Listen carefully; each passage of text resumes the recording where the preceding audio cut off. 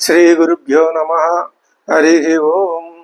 దంతాంజలేన ధరణీతలమున్నమయ్య పాతాళకేళిషు ధృతాది వరాహలీలం ఉల్లాఘనోత్ఫణ ఫణాధర గీయమాన క్రీడావదానమిభరాజముఖం నమామః.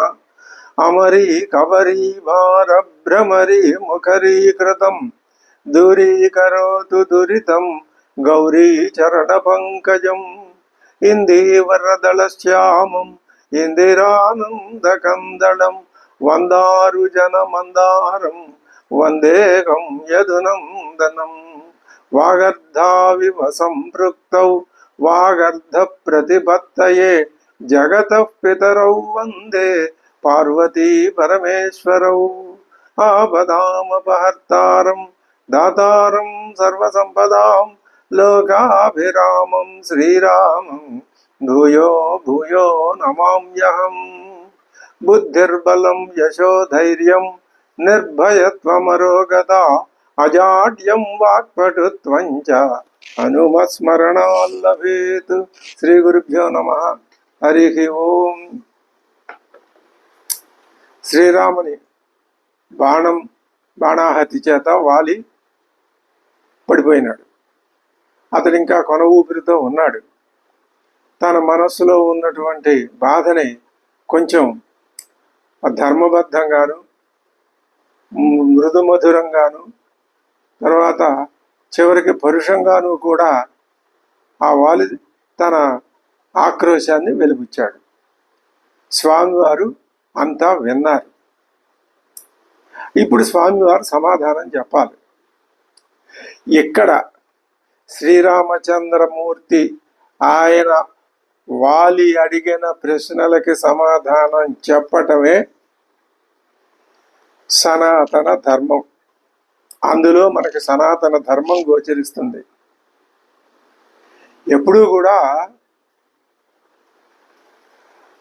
కొంతమంది అధిక సంఖ్యాకులు ఒక దారిలో వెళ్తుంటే అల్పసంఖ్యాకులు దాన్ని వ్యతిరేకించే వాళ్ళు ఉంటారు. అది తప్పదు.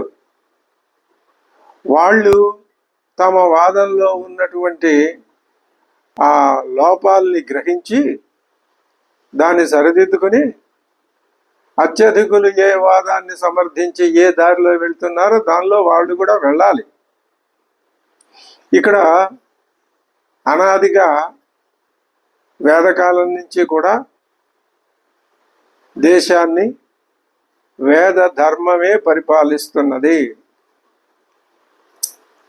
వేద ధర్మం అని పేరు పెట్టుకుని వేద ధర్మంలో ఉన్నటువంటి కొన్ని లక్షణాల్ని అనుసరిస్తూనే ఆ వేద ధర్మాన్ని భగ్నం చేసే ఆలోచనలు కూడా జోడించి దాంట్లో పరిపాలించడం అన్నది అవైదికమైన ధర్మం. అది ధర్మం కాదు, ధర్మశబ్దవాచ్యం కాదు. అలాంటి వాటన్నింటికి ఒకే మాటతో మనం కట్టి పడేయచ్చు. రాక్షస ధర్మం, వైదిక ధర్మం, రాక్షస ధర్మం.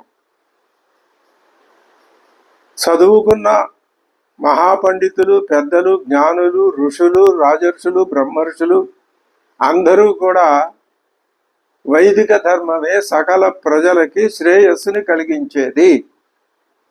పాలకులకి పాలితులకి కూడా శుభాల్ని కలిగించేది వైదిక ధర్మమే. ఇక్కడ ధర్మం ప్రవృత్తి, నివృత్తి. వ్యక్తిపరంగా చూస్తే వ్యక్తి మోక్షానికి వెళ్ళటం ప్రవృత్తి, నివృత్తి. ఆ నివృత్తికి మూలం పునాది ప్రవృత్తి. ప్రవృత్తిలో వ్యక్తిగతమైనటువంటి విషయము ఉంటుంది, సామూహికమైన విషయం. అంటే ఇక్కడ దేశాన్ని, సంఘాన్ని పరిపాలించే రాజు యొక్క ప్రసక్తి వస్తుంది. ఇక్ష్వాకుల కాలం నుంచి వచ్చినటువంటి ధర్మాన్ని వేదం సమర్థించింది. వాళ్ళు సకల ప్రజాహితే రతాహ. అందుకని ఇక్ష్వాకుల పాలనే ప్రజారంజకమైన పాలన అనేటటువంటి ప్రఖ్యాతి లోకంలో లభించింది. ఆ ఇక్ష్వాకు వంశంలో ప్రభవించిన వాడే శ్రీరామచంద్రుడు. రావణాసురుడు ఈ మొదలైన రాక్షసులు చెప్పేది ఏమిటి అంటే కొన్ని చెప్తారు, కానీ అందులో అధర్మపూరితాలైనటువంటి పరదారాభిగమనం, తర్వాత నేను నాది అనే భావం, ఇది పాలనలో కాళిదాసు ఇక్ష్వాకురాజుల యొక్క పరిపాలనని వాళ్ళ గుణగణాలను అద్భుతంగా వర్ణిస్తాడు. వాళ్ళ పాలనలో ఎక్కడా స్వార్థం అనేది ఉండదు, పరమార్థమే. స్వస్వరూప జ్ఞానంతో వారు చెప్పే ధర్మం అంతా ఉంటుంది. వీళ్ళు చెప్పేది సత్తు ముఖ్యం కాదు, అసత్తే ముఖ్యం, అసత్తు నుంచే ఈ లోకం వచ్చింది, పరమాత్మ లేనే లేడు, ఈ సృష్టి స్వతంత్రమే అనే విధానంలో ఆ రాజధర్మాన్ని తీసుకెళ్ళి ఇది అందరు ప్రజలకి హితంగా ఉండదు. ఇదే ధర్మం అంటే. ఇక్కడ రామాయణ ధర్మానికి రాక్షస ధర్మానికి ఉన్న మధ్యలో ఖచ్చితమైన భేదం. ఇప్పుడు శ్రీరామచంద్రుడు చెప్పే మాటల్లో మనకి ఈ భేదం కనిపిస్తుంది. ఈ భేదాన్ని మనం రెండు దృష్టిలతో ఆచరించాలి. శ్రీరాముడి పాలనలోనే ఆత్మ వికాసానికి సరి అయినటువంటి అనుకూలమైన పరిస్థితులు ఉంటాయి, అదే అనుకూలమైంది. రాక్షస పాలన ఆత్మ పరమాత్మ స్వస్వరూప స్థితిని ఒప్పుకోకపోగా దాని యొక్క స్థితికే భగ్నాన్ని కల్పించి దాన్ని తన వశం చేసుకుని, అదే రావణాసురుడు సీతను తీసుకెళ్ళటం అంటే. అమ్మవారు అయ్యవారు ఒకటే, అమ్మవారు శక్తి.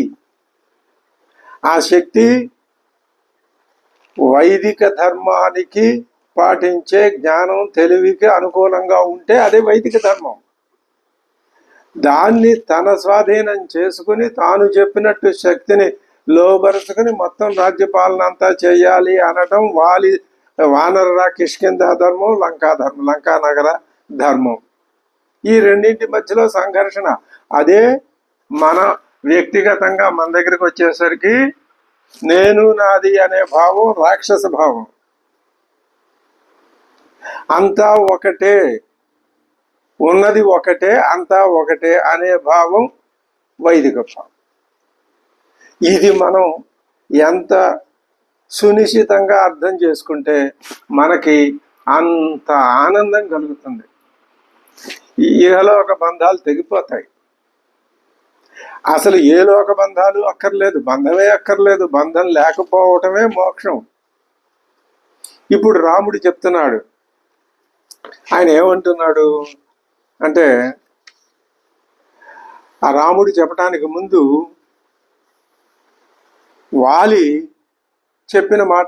ఇప్పుడు రాక్షసులు చెప్పే ధర్మం, వానరులు చెప్పే ధర్మంలో కూడా ధర్మం ఆభాసగా ఉంటుంది. అది నిజమైన ధర్మం కాదు. అదే చాలా జాగ్రత్తగా వివేచన జ్ఞానంతో దాన్ని సమన్వయం చేసుకుని గ్రహించుకోవాల్సి ఉంటుంది సాధకుడైన వాడు. వాలి మాటల్ని ఎలా చక్కగా వర్ణించి చెప్తున్నాడు. ఇత్యుక్త ప్రశ్రితం వాక్యం ధర్మార్థ సహితం హితం పరుషం వాలినా రామో నిహతేన విచేతస. రాముడు చేత నిహతుడైనటువంటి ఆ వాలి ఎలా మాట్లాడాడు అంటే, ఆ ప్రశ్రితం వాక్యం, అతడు మాట్లాడిన మాట ప్రశ్రితంగా ఉన్నది. అంటే మృదువైన పదాలతో మొదట్లో, రాను రాను దైవ నిందకి పాల్పడ్డాడు.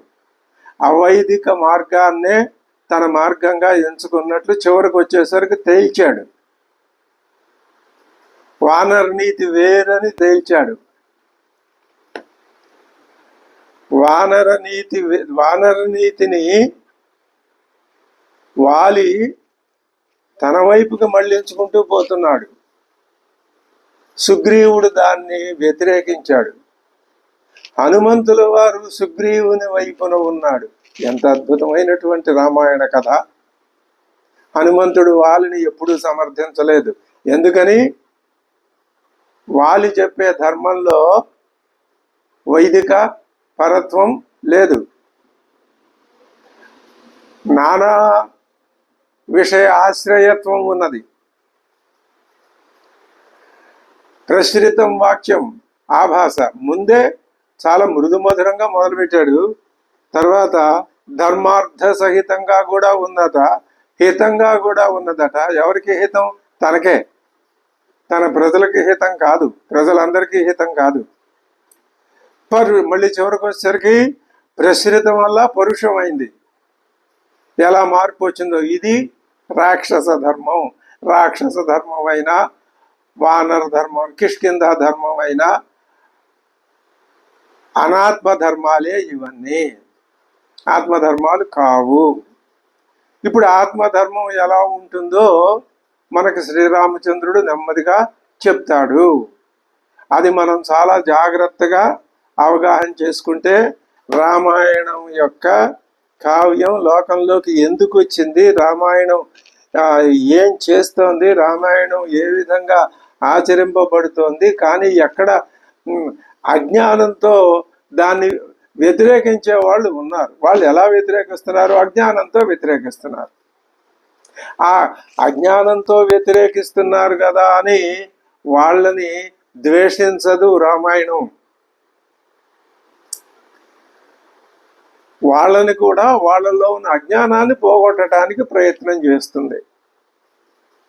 అదే రావణ వధ అంటే.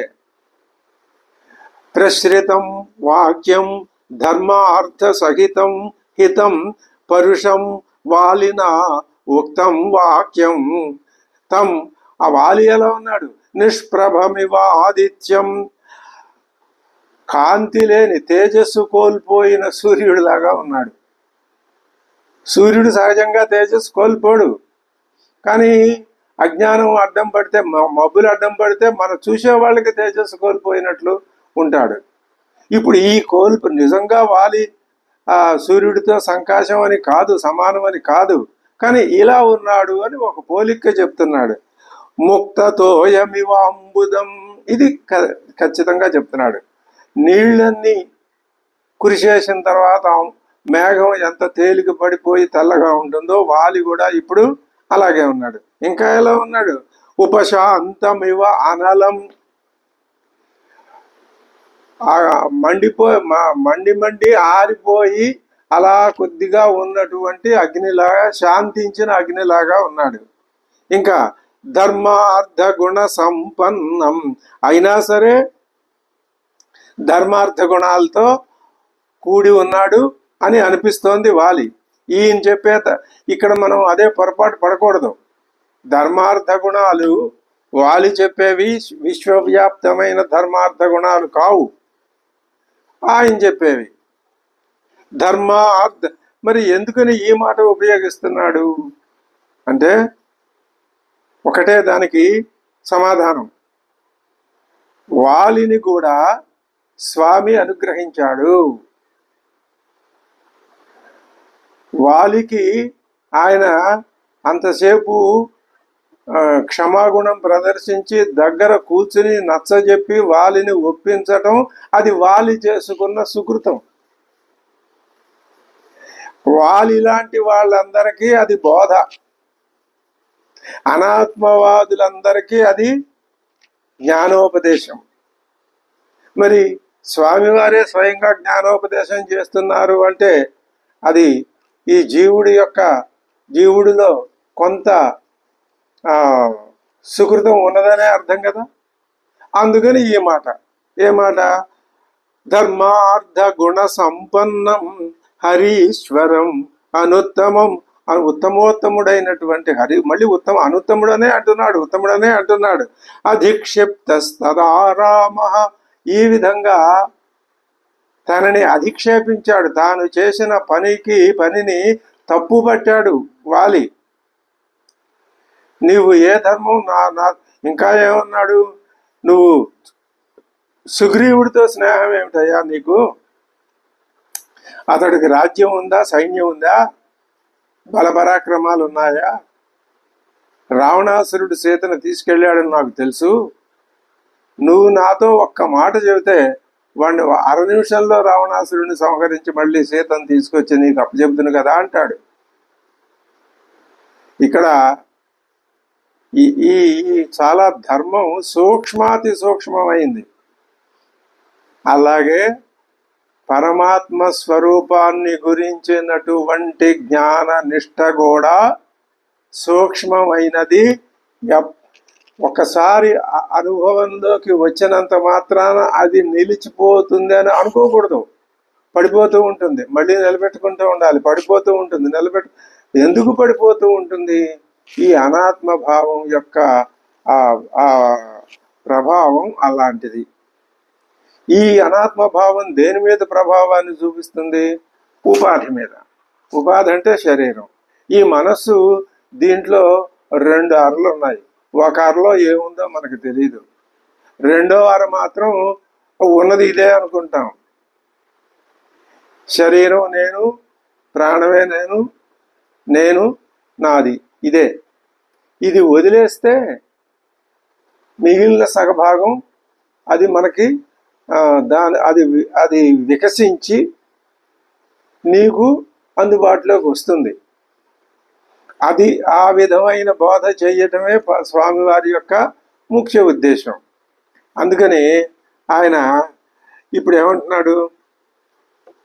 ధర్మమర్థంచ కామంచ సమయంచాపి లౌకికం అవిజ్ఞాయ కథం బాల్యాత్ మామిహాద్య విగర్హసే. ఏమయ్యా, నువ్వు చాలా అజ్ఞానంలో ఉన్నావు. బాల్యం అంటే అజ్ఞానం. నువ్వు అజ్ఞానం నీ మనస్సుని ఆవరించి ఉండటం వలన నువ్వు సరిగ్గా ఆలోచించలేకపోతున్నావు. సరిగ్గా ఆలోచించలేకపోవటం మూలాన నన్ను నువ్వు అధిక్షేపిస్తున్నావు. నేను చేసింది తప్పని నన్ను నువ్వు దోషివి అంటున్నావు. నువ్వు చక్కగా ఆలోచించలేదు. ఏ విధంగా ఆలోచించాలో ఆ విధంగా ఆలోచించటమే జ్ఞానం. దానికి వ్యతిరేకంగా ఆలోచించడం అజ్ఞానం. ఇక్కడ నేను ధర్మం అర్థంచ కామంచ సమయంచ అపి. ధర్మ అర్థ కామాలు, సమయం అంటే ఆచారాలు, లౌకికమైన ఆచారాలు.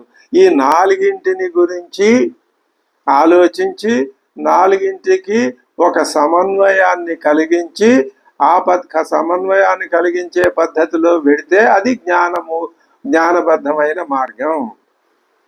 అది దేనికి లోపం వచ్చినా అది అజ్ఞానంతో కూడుకున్నదే. నువ్వు నన్ను అధిక్షేపించటం, ధర్మార్థ కామ మోక్షాలని సమయంతో సమ్మేళనం చేసి అన్నింటినీ సమన్వయం చెయ్యకపోవటం వలన ఏర్పడిందే. అభృష్ట్వా, నీకు తెలియకపోతే నువ్వు మరొకళ్ళనైనా పెద్దలను ఎవరినైనా అడిగి ఉండాల్సిందే. అభృష్ట్వా బుద్ధి సంపన్నాన్ వృద్ధాన్ ఆచార్య సమ్మతాన్ సౌమ్య వానర జాబల్యాత్ కిమ్మాం వక్తుమిహేచ్ఛసి.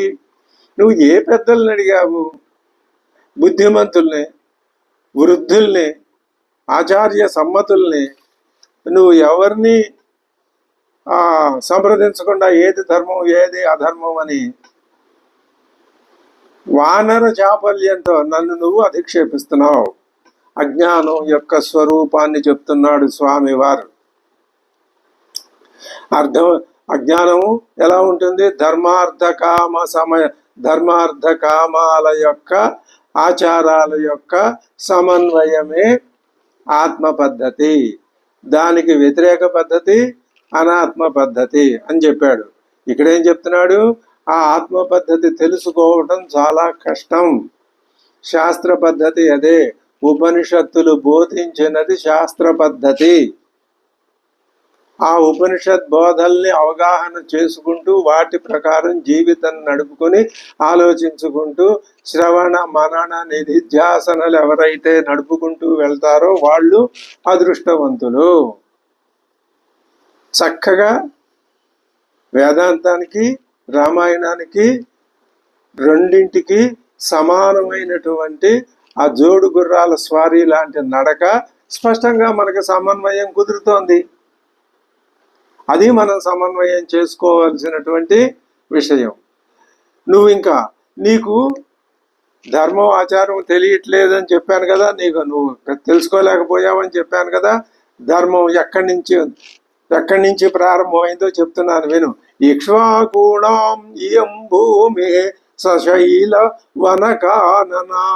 ఇది ఈ శైలాలు, పర్వతాలు, వనాలు, నదులు, అడవులు వీటన్నింటితో కూడినటువంటి ఈ దేశం ఇక్ష్వాకూణాం ఇయం భూమి. ఇదంతా ఇక్ష్వాకుల చేత మొట్టమొదట ఆదిలో పరిపాలింపబడింది. వ్యక్తి, సంఘం. సంఘం అంటే రాజు, పాలన. పాలన అంటే ఇక్ష్వాకుల ధర్మబద్ధమైన పాలన. వ్యక్తి అంటే మోక్షం. ఇక్ష్వాకు రాజులు రాజ్యాన్ని అందరికీ సుఖకరంగా ఉండేటట్టు, హితకరంగా ఉండేటట్లు చక్కగా పరిపాలించారు. వైదిక ధర్మబద్ధంగా పరిపాలించారు. వ్యక్తి యొక్క మోక్షాన్ని కూడా వాళ్ళు సమాన ప్రాధాన్యతను ఇచ్చి మోక్ష సాధనే పరిపాలనకి పరమార్థం అని నిరూపించారు. ఇది పాయింట్. వ్యక్తి యొక్క విమోచనే అంటే పరమాత్మ తత్వ స్వరూప జ్ఞానమే రాజ్య పరిపాలనకి లక్ష్యం. పరమాత్మ తత్వజ్ఞానం అనే లక్ష్యాన్ని చేరుకోవటానికే రాజ్య పరిపాలన ఉద్దేశించబడింది. అది ఇక్ష్వాకులు స్థాపించినటువంటి ధర్మం. ఆ మాట అక్కడి నుంచి చెప్పుకుంటూ వస్తున్నాడు శ్రీరాముడు. ఇక్ష్వాకూణామియం భూమి సశైల వనకాననా. ఈ మధ్యలో ఈ ఇంద్రియాల ప్రాబల్యం వచ్చి పడింది. ఇక్ష్వాకుల పరిపాలనలో ఇంద్రియాలకి ఎంతవరకు ఉండాలో అంతవరకే ఇంద్రియాలని నియమ నిగ్రహాలకు లోపరిచి ఇంద్రియాలని తమ అధీనంలో ఉంచుకోవటం ఇక్ష్వాకుల పరిపాలన. ఇంద్రియాలకి తాము అధీనులం అయిపోవటం రాక్షస పాలన. ఆనాటికి ఈనాటికి ఏనాటికైనా సరే ఇదే స్పష్టం. ఇంద్రియాల్ని అధీనంలో ఉంచుకున్న పాలన రామరాజ్యం. ఇంద్రియాలకి తాము అధీనం అయిపోయి అవి ఎలా చెప్తే అలా. అందుకనే కఠోపనిషత్తు ఎలా స్పష్టంగా చెప్పిందో అది ఆ ఉపనిషద్ అర్థబోధక విధానంలోనే రామాయణ కథ నడుస్తున్నది. ఇక్ష్వాకూణామియం భూమి సశైల వనకాననా మృగపక్షి మనుష్యాణం నిగ్రహ ప్రగ్రహావపి. ఈ నిగ్రహము ప్రగ్రహము అంటే ఈ మనుషులు పక్షులు మనుషులను నిగ్రహించటం కానీ అనుగ్రహించటం కానీ, వాటిని అనుగ్రహించటం కానీ, తప్పు చేసిన వాటిని శిక్షించటం కానీ దేని వలన వస్తుంది? ఇక్ష్వాకుల పాలనలో అదే. దోషం చేసిన వాళ్ళని శిక్షించాలి. ఎందుకని? వ్యక్తి మీద కోపం కాదు ఎప్పుడు రాజ్యానికి, రాజుకి. అతడు అనుసరించే మార్గం తప్పు నాయనా, నువ్వు సరైన మార్గంలో నడుచుకొని దాన్ని సరిదిద్దటమే, సంస్కరించడమే ప్రధాన లక్ష్యం తప్ప చంపేయటం ప్రధాన లక్షణం కాదు. కథలో అలా చంపటం అనేది అది కథను బట్టి ఆనాటికి ఈనాటికి వస్తూనే ఉంది. తాం పాలయతి ధర్మాత్మా భరత సత్యవాగ్రుజు. ఇక్ష్వాకుల కాలం నాడు ప్రారంభమైనటువంటి ఆ పాలన ఇప్పుడు భరతుడు మహాత్ముడు దాన్ని ఏమాత్రం తప్పు విధానంలోకి వెళ్లకుండా ఖచ్చితంగా చక్కగా ఆయన ఎలా ధర్మ కామార్థ తత్వజ్ఞ. ధర్మం, అర్థం, ధర్మాలు, ధర్మ కామార్థాలు తత్వం తెలిసిన వాడు. తర్వాత సత్యవాక్, సత్యవంతుడు, సత్యమునే పాటించేవాడు. ధర్మాత్మ ధర్మ కామార్థ తత్వజ్ఞ. ధర్మకామార్థాల్ని ఎలా పడితే అలాగా వాటిని నువ్వు చెప్పుకున్న విధానంలో ఆచరణలో పెట్టి పాపిష్ఠుడైపోవటం, అది భ్రష్టుడైపోవటం. అలా కాక ధర్మార్థ కామాలు ఎందుకు? ధర్మం ఎవరి కోసం? సంఘం కోసం. అదే చెప్పాడు శ్రీరాముడు, నేను ప్రజల కోసం అవసరమైతే రాజ్యాన్ని వదిలేస్తాను, సీతమ్మను కూడా వదిలేస్తాను అన్నాడు కదా ఆయన. దాని అర్థం అదే. ధర్మం యొక్క తత్వం తెలుసుకోవటం అంటే అదే వైదిక ధర్మం. రాక్షస ధర్మాన్ని అలా చూపించితేనే కానీ వైదిక ధర్మం యొక్క తత్వం బయటపడదు. కాబట్టి ఇది కథ, రామాయణ కథ అందుకు వచ్చింది. ఆ విధంగా భరతుడు పరిపాలిస్తున్నాడు కదా. నయశ్చ వినయశ్చ ఉభౌ, నీతి వినయం, ఇంకా యస్మిన్ ఏ భరతుడిలో ఉన్నాయో సత్యంచ సుస్థిరం, సత్యం ఉన్నది, సుస్థితంగా ఉన్నాయి ఇవి. విక్రమశ్చ యథా దృష్ట సరాజా దేశకాలవితు, రాజు దేశకాల వేత్త అయి ఉండాలి. ఆ దేశకాల వేతృత్వం దేని వల్ల వస్తుంది అతడికి అంటే నీతి, వినయం, సత్యం, శాస్త్ర విహితమైన పరాక్రమం, ఇవి ఈ లక్షణాలు ఏ రాజులో అయితే ఉంటాయో అతడు దేశకాలాలు ఎరిగిన రాజు అవుతాడు. అతడు భరతుడు. కాబట్టి భరతుడి పరిపాలనలో అధర్మం అనేది, అన్యాయం అనేది ఎక్కడ జరిగే ఆస్కారం లేదు, అవకాశం లేదు. తస్య ధర్మకృత ఆదేశ, నువ్వు ఇక్కడ నన్ను బాణం వేసి ఇక్కడ చంపి ఎక్కడో ఉన్న భరతుడు అంటావేమయ్యా అనే ప్రశ్న వస్తుంది. దానికి మూలం చెప్తున్నాడు ఆయన. తస్య ధర్మకృత ఆదేశ వయమన్యే చ పర్దివాః చరామో వసుధాం కృత్స్నాం ధర్మ సంతానమిచ్చవః. ధర్మం యొక్క అభివృద్ధిని సంతతం నిరంతరం ధర్మం ఎక్కడ కిందు పడిపోకుండా, కుంటు పడకుండా ధర్మాన్ని అలా కాపాడుకుంటూ రావటం అనేది మేము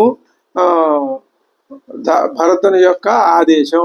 భరత కృత ధర్మకృత ఆదేశ, ఆ రాజధర్మాదేశం ప్రకారమే మేము మరికొంతమంది రాజులము ఇక్కడ ఈ ధర్మాన్ని అనుష్ఠింపజేస్తున్నాం. భరతుడు నా బదులు నువ్వు దండకారణ్యంలో ధర్మాన్ని ప్రతిష్ఠించు అన్నా అని భరతుడు రాముడితో అనలేదు కదా అనే ఒక ప్రశ్న వస్తుంది అని వేసుకుంటాం ప్రశ్న. అలా అయితే రాముడి వాక్యం అసత్యం అయిపోతుంది కదా. భరతుడు చెప్పకపోయినా నాతో నేను భరతుడు మాట ప్రకారమే పరిపాలిస్తున్నా అని అనడం అబద్ధం అవుతుంది కదా. అంటే దాని అర్థం అలా కాదు, చెప్పాల్సిన పని లేదు, అది అర్థమైపోయినట్టే. భరతుడు ఎప్పుడైతే రాజ్యాధికారానికి వచ్చాడో అందుకనే ఇక్ష్వాకు వంశం అని చెప్పినది. ఆ వంశంలో అందరూ వైదిక ధర్మాన్ని అనుసరించిన వాళ్ళే. ఇప్పుడు భరతుడు కూడా అనుసరిస్తున్నాడు. ఆ భరతుడు ఆజ్ఞ ప్రకారం మేము అనుసరిస్తున్నాం. ఇప్పుడు అయోధ్యలో భరతుడు ఉన్నాడు కాబట్టి, నేను ఇక్కడ దండకలో ఉన్నాను కాబట్టి అంటున్నాడు.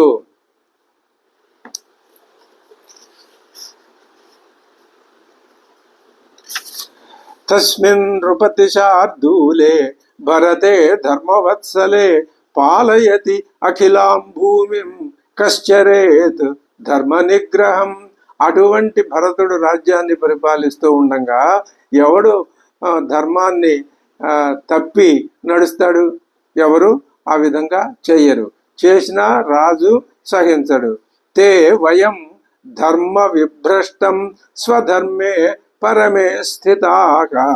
కాబట్టి భరతాజ్ఞాం పురస్కృత్య నిగృహ్ణీమో యథావిధి ధర్మ విభ్రష్టం నిగృహ్ణీమః. మేము ధర్మానికి వ్యతిరేకంగా ఎవడైతే ప్రవర్తిస్తాడో అతన్ని మేము దండిస్తాము. ఎందువల్ల? భరతుడు ధర్మరతుడు కాబట్టి.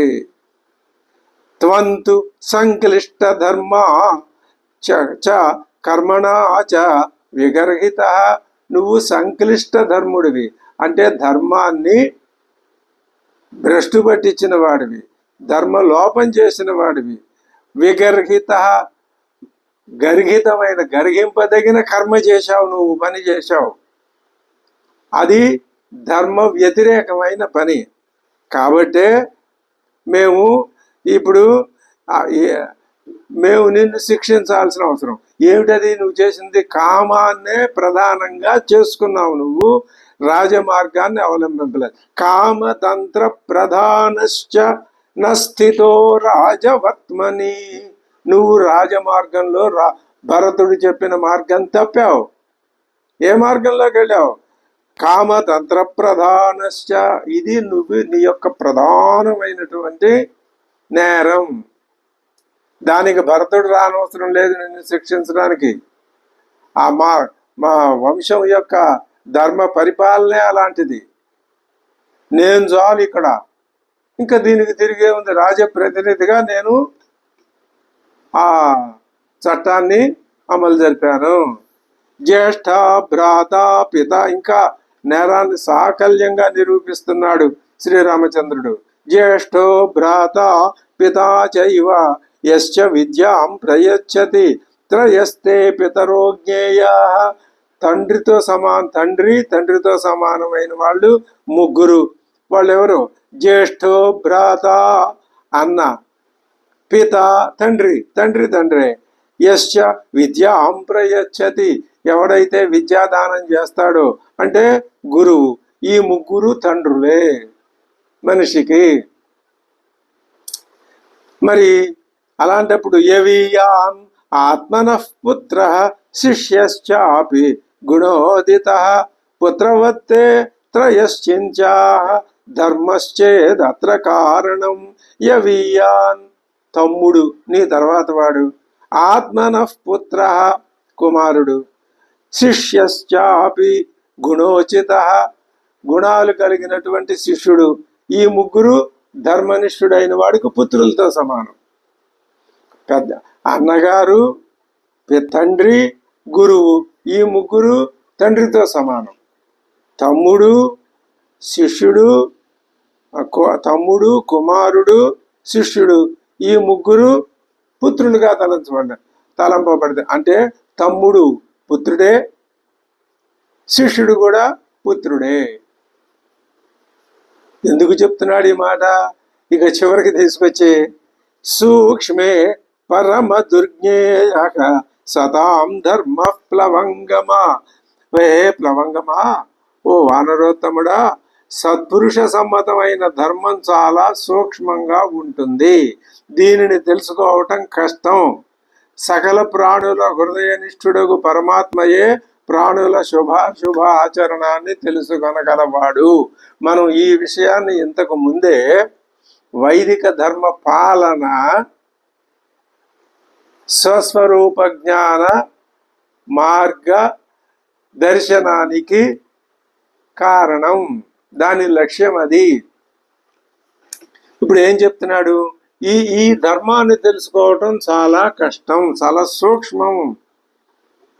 ఎక్కడికక్కడ దీనికంటే వేరే మార్గంలో ఉండి ఆకర్షించేవి ధర్మాలు, అవి అధర్మాలే ధర్మంగా ఆభాసిస్తూ ఆకర్షిస్తాయి. అది తెలుసుకోవాలి. ఆ తెలుసుకోకపోవటమే అజ్ఞానం. సూక్ష్మ పరమ దుర్జ్ఞేయ సతాం ధర్మ. సత్పురుషుల ధర్మం చాలా సూక్ష్మంగా ఉంటుంది, దుర్జ్ఞేయంగా ఉంటుంది, తెలుసుకోవడం చాలా కష్టం. హృదిస్థ సర్వభూతానాం ఆత్మావేద శుభాశుభం. ఇది సకల ప్రాణుల హృదయనిష్ఠుడైనటువంటి పరమాత్మే ప్రాణుల శుభాశుభ ఆచరణని తెలుసుకోగలడు. ఇది చాలా అద్భుతమైన విషయం. ఇదే ఈ ఒక్క శ్లోకమే రామాయణానికి మొత్తం కీలుచీల లాంటి ప్రధానమైనటువంటి విషయం. అది ఏమిటి? సత్పురుషులు చెప్పే ధర్మం చాలా సూక్ష్మమైనది. ఏమిటది అంటే ఇదంతా నశించేదే, నశించనిది ఒకటి ఉన్నది, అదే ఆత్మ. ఆత్మ అన్ని సమస్తంలోనూ ఉండి సమస్తంలో ఉన్నటువంటి ధర్మాల్ని గమనిస్తూ ఉంటుంది, ఆ శుభాశుభాల్ని తెలుసుకుంటూ ఉంటుంది. ఆభాస అంటే ఇప్పుడు ఎలా ఉంటుందో, అవును తెలుసుకుంటూ ఉంటుంది కదండి. ఆ ఆత్మే వచ్చి బాబు నువ్వు తప్పు చేస్తున్నావు అని చెప్పచ్చు కదా.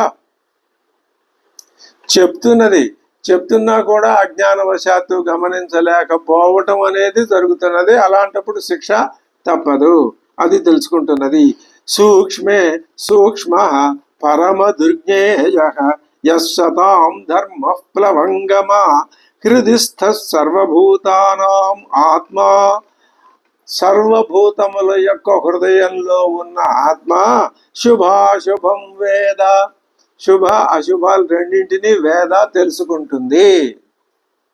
ఇక్కడ ఆ మాట కిన్ని ఈ శుభాశుభాల్ని ఆత్మ తెలుసుకుంటుంది అనే దానికి, వైదిక ధర్మం దుర్జ్ఞేయం అనే దానికి రెండింటికి సంబంధం కుదరట్లేదు. దాని దారి దాందే, దీని దారి దీందే అని అనిపిస్తుంది. కాదు, శుభాశుభాల్ని తెలుసుకుంటుంది అంటే నువ్వు ఏ అశుభాన్ని ఆచరిస్తున్నావో దాన్ని పరిహరించుకో, శుభాన్ని నువ్వు ఆచరించు అని నీకు తెలియజెప్పటం. ఎప్పుడు తెలియజెప్పగలవు?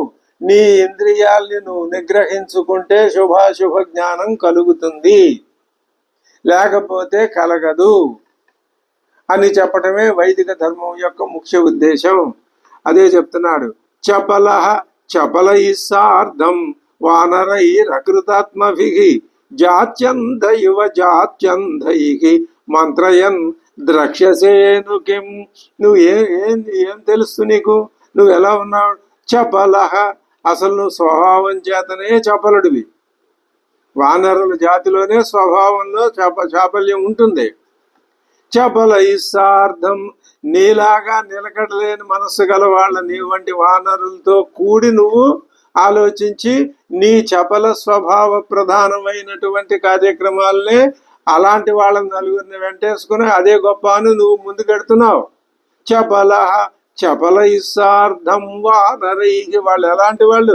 అకృతాత్మభిః, అంటే వాళ్ళు అసలుకి అకృతాత్ములు, వాళ్ళకి ఆత్మజ్ఞానం లేదు. అటువంటి వాళ్ళ చేత నువ్వు చేరి ఎలాగ ఉంది ఇది అంటే, శతాంధః కోపం ప్రవిశంతి.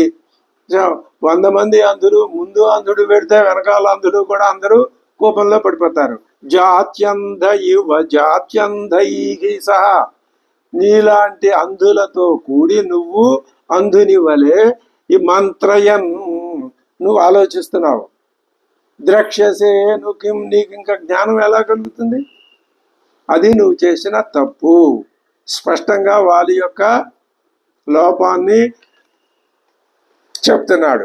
ఇక్కడ 2 విధాలుగా లోపం మనం సమన్వయం చేసుకుంటున్నాం. సాధకుడుగా సరి అయిన దారిలో వెళ్ళకపోతే అజ్ఞానం పెచ్చు పెరిగిపోయి ఎన్ని జన్మలెత్తినా జ్ఞాన వాసన కలగదు. అలాగే అది సమాజపరంగా అయితే దాన్ని శిక్షించేటటువంటి విధానం రాజు స్వీకరిస్తాడు. రాజు ఆత్మజ్ఞానంతో పరిపాలిస్తే అనాత్మ జ్ఞానంతో ఉన్న వాళ్ళని శిక్షిస్తాడు. ఇది రెండింటిలోనూ సంబంధం సమానంగా ఉన్నటువంటి అద్భుతమైన విషయం.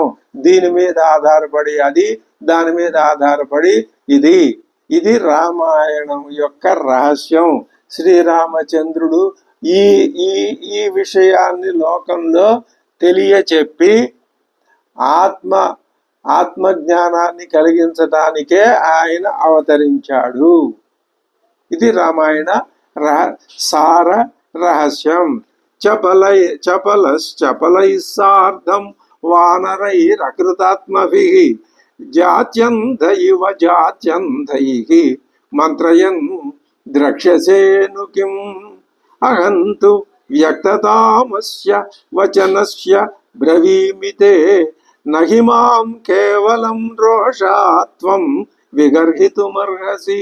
కేవలం నీ మాట చల్లలేదు అనేటటువంటి రోషంతోనే నువ్వు నన్ను నిందిస్తున్నావు తప్ప, నేను ఇప్పుడు మాట్లాడిన విషయం అంత స్పష్టంగా నీకు అస్య వచనస్య వ్యక్తతాం బ్రవీమితే, ఈ వచనం స్పష్టంగా ఉండే విషయాన్ని నీకు నేను చెప్తున్నాను, విను.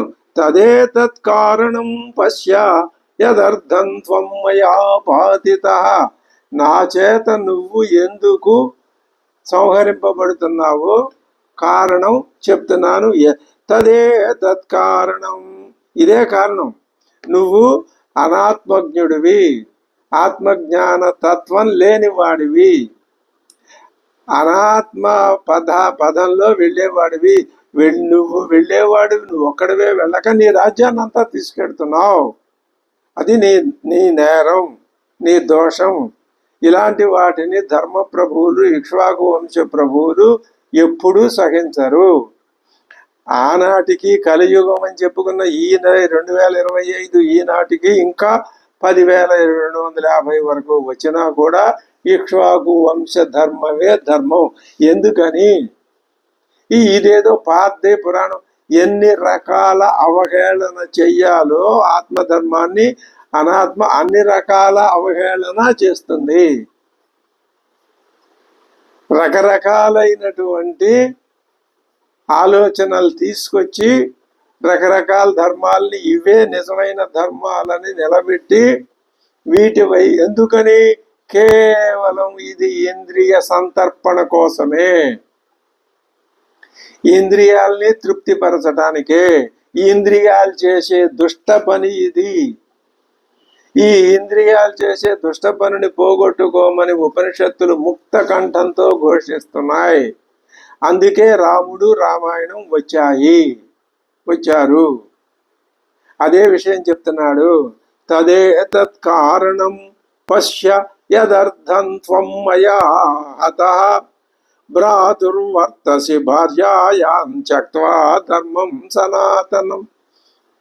పుత్రుడితో సమానమైనటువంటి ఆ తమ్ముని యొక్క భార్య యందు నువ్వు ప్రవర్తిస్తున్నావు. ఇది సనాతన ధర్మాన్ని నువ్వు విడిచిపెట్టావు. సనాతన ధర్మం ఇందాక నుంచి నేను చెప్పాను కదా. ఇది ఈ ఆధునిక యుగంలో మనం కొంచెం మనకు అనవసరమైన విషయం, మనం నేటి సాంఘిక విషయాల్లోకి ఎప్పుడు వెళ్ళాల్సిన అవసరం మనకు లేదు. ఎందుకంటే మనది మోక్ష ధర్మైక పరాయణమైనటువంటి దృష్టి కాబట్టి.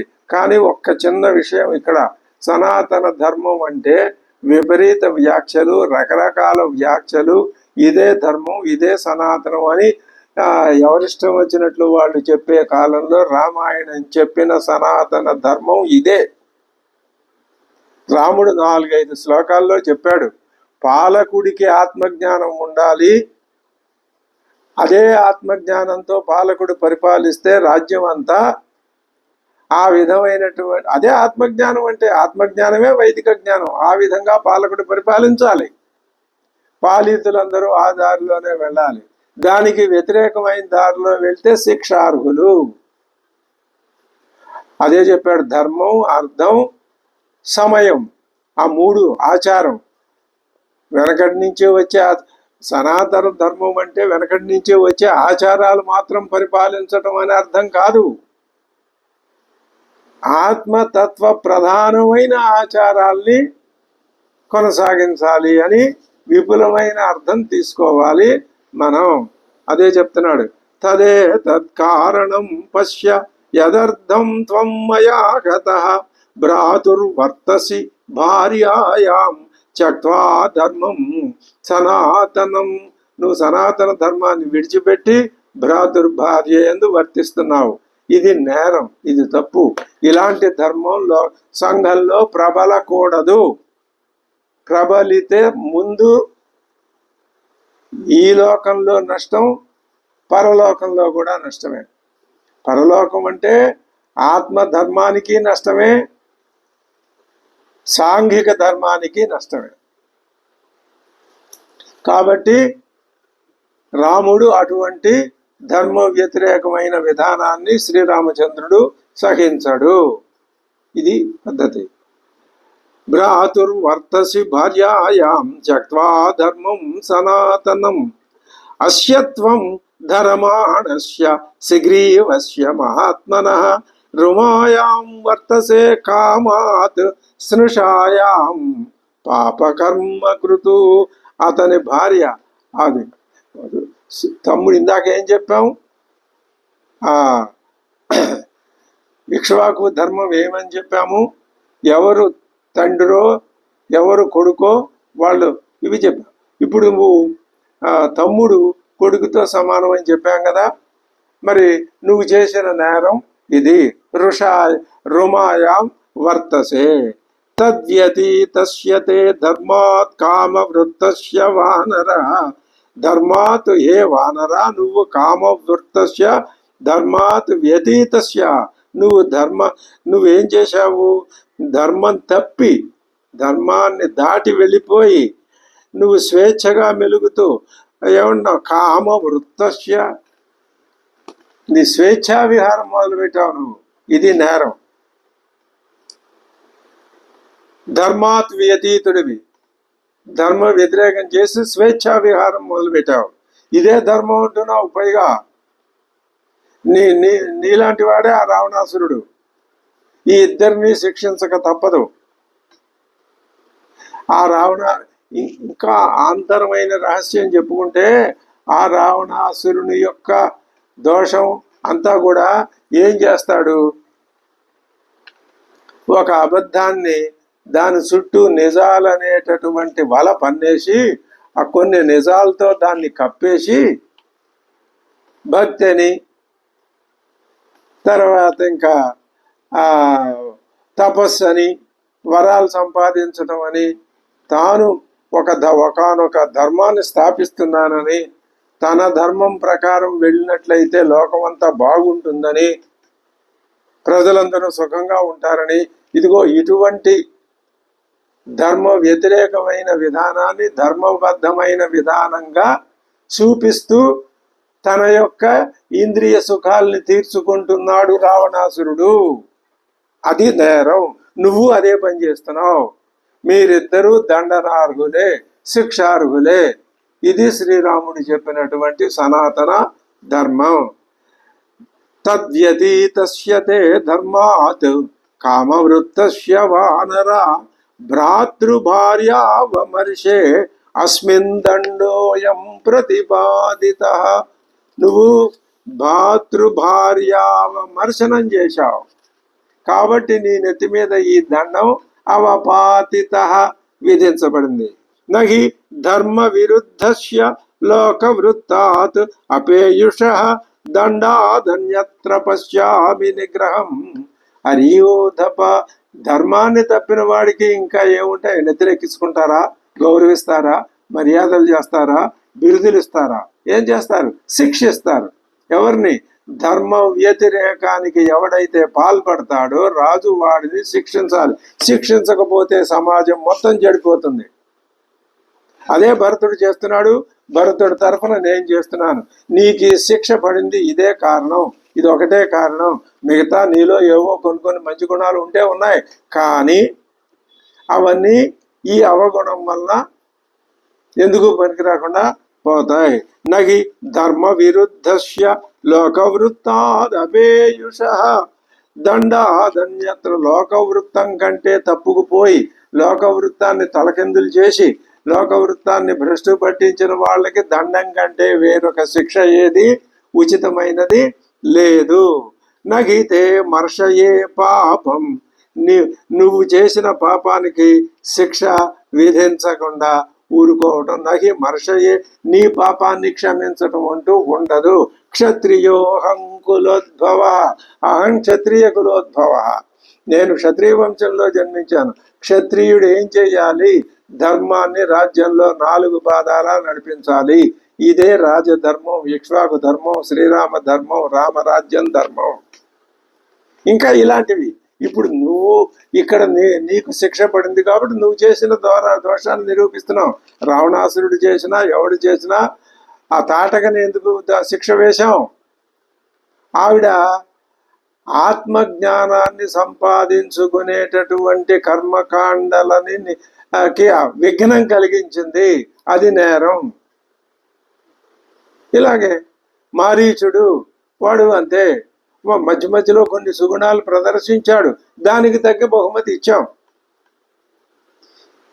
మంచికి మంచిగానే గ్రహిస్తుంది ఎప్పుడు, చెడ్డని చెడ్డగానే. మంచి కంటే చెడ్డ ఎక్కువైతే శిక్ష తప్పదు. ఇప్పుడు వాలి విషయంలో ఇదే జరిగింది అని చెప్తున్నాడు. నహితే మర్షయే పాపం క్షత్రియో హంకులోద్భవ ఔరసీం భగినీం వాపి భార్యాం వాప్యను అనుజస్యయ. కన్న ఔరసీం కన్న కూతుర్ని గాని, భగినీం వాపి తోడబుట్టిన దాన్ని గాని, భార్యాం వాప్యనుజస్య అనుజుని భార్యను గాని, యహ ఎవడైతే ప్రచరేతు కామవశుడై ఎవడైతే వారి యందు సంచరిస్తాడో, కామాత్ తస్య దండో వధ స్మృత. ఇంకా అందులో అనుమానం లేదు. అలాంటి వాడికి దండం వధమే. కారాగారం కానీ, లేకపోతే శిక్ష వేయటం కానీ, నువ్వు భస్మశాయిని పడుండు అంటం కానీ, ఇలాంటి శిక్షలు అవి తేలికపాటి శిక్షలు. తేలిక నేరాలకి తేలిక. నీ శిక్ష నీ నీ నేరం ఇది, నీకు ఇదే శిక్ష. ఔరసీం భగినీం వాపి భార్యాం వాప్యనుజస్య యః ప్రచరేత నరః కామాత్ తస్య దండో వధ స్మృతః. భరతస్తు మహీపాలో వయం త్వాదేశవర్తినః. మహీపాలుడు భరతుడు. అయోధ్య సింహాసనం అక్కడుంది, ఆయన ఉన్నాడు అక్కడ. వయం అస్య ఆదేశవర్తినః. మేము ఆ భరతుని యొక్క ఆదేశాల్ని నిర్వహించే వాళ్ళమే. దానికేముంది? త్వంతు ధర్మాద్ అతిక్రాంత. మేము ధర్మాన్ని పాలించే వాళ్ళం, నువ్వు ధర్మాన్ని అతిక్రమించావు. తత కథం శక్య ఉపేక్షితం. నిన్ను ఉపేక్షించడం ఎలాగయ్యా? కాబట్టి శిక్ష పడిపోయింది. గురుర్ధర్మౌ వ్యతిక్రాంతం ప్రాజ్ఞో ధర్మేణ పాలయన్ను భరత కామవృత్తానాం నిగ్రహే పర్యవస్థితః. ధర్మ వ్యతిక్రాంతం ప్రాజ్ఞ ధర్మేణ పాలయన్. అతడు బుద్ధిశాలి, ప్రజల్ని ధర్మం తప్పకుండా పరిపాలిస్తున్నాడు. అతడు ధర్మం తప్పి కామ ప్రవృత్తులైన నీలాంటి వాళ్ళని శిక్షించాలి అని దృఢంగా నిర్ణయించాడు. వయంతు భరతాదేశం విధిం కృత్వా హరీశ్వర త్వద్విధాన్ భిన్న మర్యాదాన్ నియంతుం వ్యవస్థితాః. నీలాంటి భిన్న మర్యాదలందరినీ నియంత్రించడానికే మేము ఉన్నాము. సుగ్రీవేణ చ మే సఖ్యం. ఇప్పటిదాకా స్పష్టంగా వాలి యొక్క దోషాన్ని నిర్ద్వంద్వంగా నిరూపించేశాడు పరమాత్మ. ఇప్పుడు ఇంకొక విషయాన్ని స్పృశిస్తున్నాడు. సుగ్రీవేణ చ మే సఖ్యం లక్ష్మణేన యథా తథా. నాకు సుగ్రీవుడితో చెలిమి ఎలాంటిది అంటే లక్ష్మణుడితో సఖ్యం లాంటిది. దార రాజ్య నిమిత్తం చ. కాబట్టి అది నిశ్రేయసి రథస్సమే. ఆ చెలిమి కోసం, భార్య కోసం, రాజ్యం కోసం కలిగినటువంటి స్నేహం. సుగ్రీవుడు నాకు హితైషి, నిశ్రేయసి, అతడు నాకు హితాన్ని కోరేవాడు. ప్రతిజ్ఞాచ మయా దత్త తదా వానర సన్నిధౌ. వానరులందరూ ఎదురుకుండా నేను అతనికి ప్రతిజ్ఞ ఇచ్చాను, మాట ఇచ్చాను. ఏమని? ప్రతిజ్ఞాచ కథం శక్య మద్విధేన అనవేక్షితం. నాలాంటి వాడు ఇచ్చిన మాటని ఎలా తప్పుతాడయ్యా? నిన్ను శిక్షిస్తానని స్నేహం చేసినటువంటి సుగ్రీవుడికి మాట ఇచ్చాను. తదేవి కారణై సర్వై మహద్భిర్ధర్మ సంస్థితై శాసనం తవ యద్యుక్తం తద్భవాన్ అనుమన్యతాం. కాబట్టి ఇప్పుడు ఈ విధంగా సోదర భార్యని అపహరించడం అనే నీ దోషం, ఈ దోషాన్ని నీకు విధింపబడినటువంటి అదే శాసనం తవ యద్యుక్తం, ధర్మబద్ధమైన శాసనం, చట్టం ప్రకారం నీకు ఆ శిక్ష విధించబడింది. తద్భవాన్ అనుమన్యతాం. నువ్వు ఈ శిక్షను ఒప్పుకు తీరాల్సిందే. ఇంకెందుకంటే నీకు ఒప్పుకోకపోవటానికి వేరే కారణం ఏది లేదు. అసలు ఒప్పుకోకపోవడం అనే అవకాశమే లేదు. ఇది ఇక్ష్వాకు రాజు ధర్మం, భరతుడి పరిపాలనా విధానం, వైదిక ధర్మం, ఆత్మధర్మం. ఇన్ని రకాలు కలిసి ఉన్నాయి దీంట్లో. ఆత్మధర్మము, రామధర్మము ఒకటే. ఇక్ష్వాకు పాలన, ఆత్మజ్ఞానము రెండు ఒకటే అని స్పష్టంగా నిరూపించాం. అది రాజ్యపాలనలోనూ వ్యక్తి మోక్షం కోరటంలోనూ రెండింట్లోనూ సమానమని నిరూపించాం. ఇదే సనాతన ధర్మం అని నిరూపించాం. సర్వదా ధర్మ ఇత్యేవ ద్రష్టవ్యః తవ నిగ్రహ. కాబట్టి నిన్ను శిక్షించటం ధర్మమే. సర్వదా ఏ రకంగా చూసినా సరే నిన్ను శిక్షించటం సర్వ విధాలుగాను ధర్మమే అని స్పష్టంగా అర్థమవుతున్నది. వయస్యాపి కర్తవ్యం ధర్మమేవ అనుపశ్యతః శక్యం త్వయాపి తత్కార్యం ధర్మమేవ అనుపశ్యత. నువ్వు ఆ ధర్మాన్ని అనుసరిస్తాను అని నిన్ను నేను శాసించడం నీ పాపానికి ప్రాయశ్చిత్తం అని నువ్వు కూడా అంగీకరించాలి. ఇప్పుడు నువ్వేం చేయాలి? నువ్వు చేసిన అధర్మం ఏదో తెలుసుకోవాలి. శ్రీరామ, నేను అధర్మం చేశాను, ఈ అధర్మానికి శిక్ష నువ్వు చెప్పిందే సరి అయిందే అని నువ్వు అంగీకరించాలి అని శ్రీరాముడు హేతువు చూపించి, అంటే కారణం చూపించి, ఇంతగా ఇది కారణం, ఇది శిక్ష పడింది, నువ్వు అంగీకరించాలి అన్నాడు. శ్రూయతే మనునా గీతౌ శ్లోకౌ చారిత్రవత్సలౌ గృహీతౌ ధర్మకుశలై తత్తథా చరితం హరే. పూర్వం ఆచార పరాలైనటువంటి 2 శ్లోకాల్ని మనువు ధర్మశాస్త్రంలో పేర్కొన్నాడు. ధర్మతత్పరులు ఆ శ్లోకాల్లో చెప్పినటువంటి విషయాన్నే ఇప్పుడు ఆచరిస్తారు. ఆ శ్లోకాలు 2 నేను చెప్తాను, విను నీకు. రాజభిర్ ధృతదండాస్తు కృత్వా పాపాని మానవాః నిర్మలాః స్వర్గమాయాంతి సంతః సుకృతినో యథా. ఇంకా లోతుకు వెళుతున్నాడు శ్రీరామచంద్ర ప్రభు. ఏమని? నేరము శిక్ష, దోషము శిక్ష. దోషం ఎందుకు చేస్తారు? అజ్ఞానంతో చేస్తారు. శిక్ష ఎవరు వేస్తారు? రాజు వేస్తాడు. ఎందుకు శిక్ష వేయడం? వదిలేయచ్చు కదా, వదిలేయడు. ఆ శిక్ష ఎందుకు వేస్తున్నాడు అంటే ఆ శిక్షలో అతనికి శిక్ష అతన్ని సంస్కారం తీసుకొచ్చి మళ్ళీ మంచి దారిలో పెడుతుంది. ఒక్కొక్కసారి మరణశిక్ష విధిస్తే తర్వాత అలాంటి దోషాలు మళ్ళీ తలెత్తకుండా ఉంటాయి. తర్వాత పుట్టే మానవులు ఆ దోషాలు చెయ్యరు. అంతకంటే స్వల్ప దోషాలు చేస్తే మరణశిక్ష కంటే తక్కువ శిక్ష విధిస్తే ఈ జన్మలోనే ప్రాయశ్చిత్తం వల్ల తన నేరాన్ని తాను తెలుసుకుని శిక్ష అనుభవిస్తే పునీతుడవుతాడు. అహల్య విషయంలో జరిగింది అదే, వాలి విషయంలో కూడా జరిగేది అదే. ఎంతో స్పష్టంగా రామాయణ ధర్మం మనం ఇక్కడ అర్థం చేసుకుంటున్నామో, మనం ఆ విజ్ఞత ఏ విధంగా ఇక్కడ మనల్ని ముందుకు నడిపిస్తున్నదో మనం తెలుసుకోవాలి. రాజభిర్ధృతదండాస్తు కృత్వా పాపాని మానవాః నిర్మలాః స్వర్గమాయాంతి సంతః సుకృతినో యథా. శాసనాద్వా విమోక్షాద్వా స్థేయాద్విముచ్యతే రాజా త్వశాసన్ పాపస్య తదవాప్నోతి కిల్బిషం. రాజు దొంగని దండించిన విడిచిపెట్టిన దొంగకి పాప పరిహారం అవుతుంది.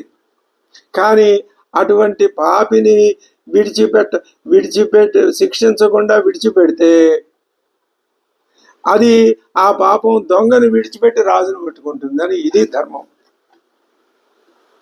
కాబట్టి ఇప్పుడు రాజు దొంగని దండించినా విడిచిపెట్టినా దొంగకి పాప పరిహారమే. శిక్షించకుండా విడిచిపెడితే ఆ దొంగ పాపం రాజుకు చెందుతుంది. ఇది వైదిక ధర్మం. దీన్ని మనం ఆత్మపరంగా కూడా అన్వయించుకోవచ్చు. ఏమిటది? అజ్ఞానాన్ని నువ్వు పరిహరించకపోతే ఇది వెళ్ళి నీ ఆత్మజ్ఞానాన్ని పాడు చేస్తుంది, నాశనం చేస్తుంది.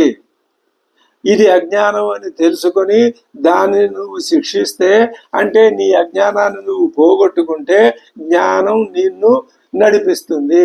అద్భుతంగా 2 సమన్వయం మనం ఎలా చేసుకున్నామో మనం ఈ విషయాన్ని చాలా జాగ్రత్తగా మన యొక్క సాధన మార్గంలో మనం దీన్ని నిత్యము అమలు జరుపుకుంటూ ఉంటే అది మనకెంతో ఉపయుక్తం అవుతుంది. శాసనాద్వా విమోక్షాద్వా స్థేయాద్విముచ్యతే రాజా త్వశాసన్ పాపస్య తదవాప్నోతి కిల్బిషం. ఆర్యేణ మమ మాంధాత్ర వ్యసనం ఘోరమీప్సితం శ్రమణేన కృతే పాపే యథా పాపం కృతం త్వయా. పూర్వం శ్రమణుడు అనేవాడు పాపం చేస్తే మా పూర్వీకుడైనటువంటి రాజు మాంధాత అతడికి ఘోర దండన విధించాడు. రాజులు రాజకార్యంలో ఏమరి ఉన్నప్పుడు ఇతరులు కూడా అనేక పాపాలు చేస్తారు. రాజులప్పుడు ఏమరపాటు విడిచిపెట్టి రాజకార్యాలు నిర్వహించే సందర్భంలో అటువంటి పాపులకి వధ, కారాగార శిక్ష ఈ అటువంటి దండనలు విధిస్తారు. ఆ దండనం చేత వారి పాపం కూడా పరిహారం అవుతుంది. కాబట్టి తదలం పరితాపేన ధర్మత పరికల్పిత వధో వానరశార్దూల నవయం స్వవశే స్థిత. కాబట్టి నువ్వు ఇంకా ఏమాత్రం పరితాపం పొందవలసిన అవసరం లేదు. నిన్ను వధించడం అన్నది ధర్మబద్ధంగానే జరిగింది. తదలం పరితాపేన, నువ్వు విచారించాల్సిన అవసరం లేదు. ధర్మత పరికల్పిత, నీ మరణదండన ధర్మబద్ధంగానే జరిగింది. వధ నయం న వయం స్వవశే స్థిత. ఇటువంటి సందర్భాల్లో మేము శాస్త్రం చెప్పినట్లు ఆచరించే వాళ్ళమే తప్ప స్వతంత్రంగా ఆచరించే వాళ్ళం కాదు.